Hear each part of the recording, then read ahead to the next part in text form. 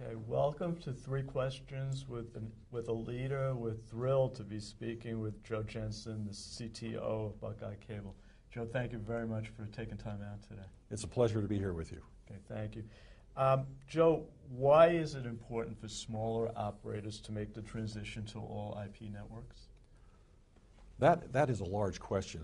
Let me use an analogy. When we launched telephony services a number of years ago, there was the initial foray was really with a standalone, independent smokestack platform, end to end. The transition to take that platform onto the IP network was something that considerably simplified our lives. It allowed us to manage the product much more effectively. And I think the same applies to video.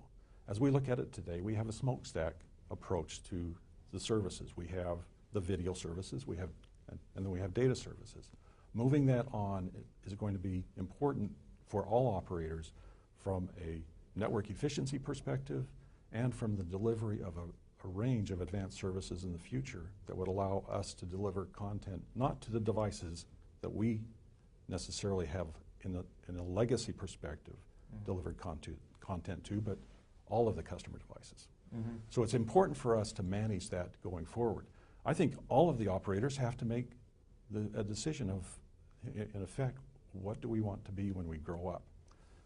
We've decided that we want to be the aggregator of choice for our customers. We want to be the source for entertainment and education and other services to the customers that we provide. And I think those are why it's important for us and all operators to make that transition so that we can effectively deliver on that promise. So it almost seems like you can't get there without moving to IP. It sounds like it's a necessary ingredient. I believe it is necessary because it is much more efficient for us to deliver a range of products and a range of applications on a single network rather than maintaining multiple networks as we do today. And I think might lead to the next question pretty well. What are the biggest challenges to moving to this kind of open all IP network? There are a range of, besides content, there are a range of issues, I think. One of which is very important to me is as you look at the human capital and the infrastructure capital that we have deployed today, our focus is going to have to change. We have a very strong, and most operators do, a very strong IP-oriented group, and we have a very strong video group. The roles and responsibilities of that video group is going to transform into much more of a product focus as opposed to a platform focus. So a video engineer of the future is going to have to be very different from a video engineer today. I think the other major challenge for us and for all operators is that movement away from hardware towards software. And I think the skills and expertise that we are going to need to incorporate into our support and maintenance is going to shift dramatically. So between those two, I think that should keep us busy for a while. Sounds that way. It sounds like the people who do what you do have to reimagine themselves, because it sounds, if you put those two and two together, I mean, that's quite a difference from what engineering folks were doing just a few years ago. It is, and it is continuing to change. And I think the skills that we need for our engineering staffs in the future are going to change. And we're going to have to really focus on a whole new set of capabilities. We're going to have to develop, in our case, as an example, we put together an applications development group about 5 years ago in anticipation of some of these transitions.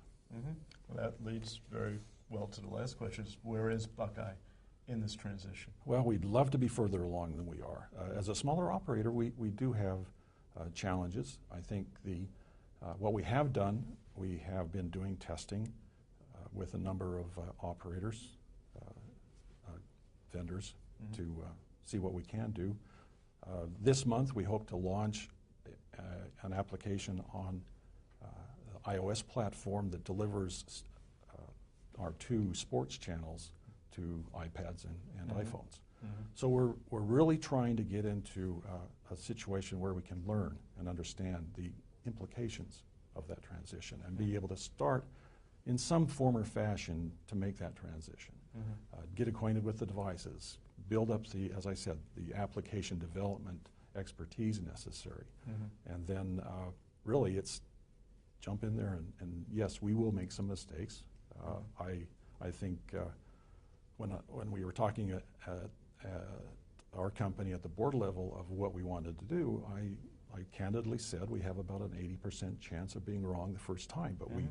we won't know that until we do it. Mm-hmm. And so getting started is what we're operating on now. We're working on an authentication program so that we can provide a single sign-on for our customers. We're certainly engaged in, as much as possible, starting to deliver content to alternate devices such that we can build that cable service of the future on an IP platform. And once it hits critical mass, I'm sure it will accelerate. Once you get to that first, it sounds like once it gets rolling, it'll start rolling pretty quickly.